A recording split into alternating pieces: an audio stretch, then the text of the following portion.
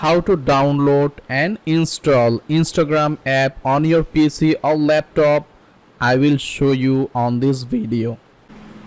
Now first you have to go to the start option and you can search here Microsoft Store. Click on it. Now you will see a search option in here. You can search Instagram. You can see the Instagram app. Click on it.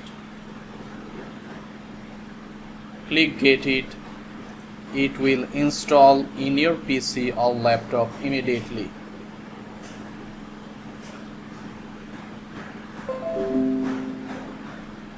Now click open. Now from the three dot you can see you can pin it to taskbar and pin it to start if you want, and click create a desktop shortcut. Click allow and you just create a desktop shortcut. Now you can get access Instagram from your PC or laptop.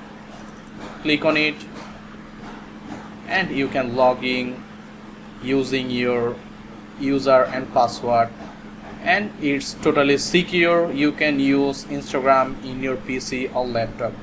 Also, if you go to the start option, you can see the Instagram also pin it in here, and you can just press hold it and you can link it in your desktop if you want. I hope this video helped you. Thanks for watching. Like it, share it, and don't forget to subscribe. See you again into the next video.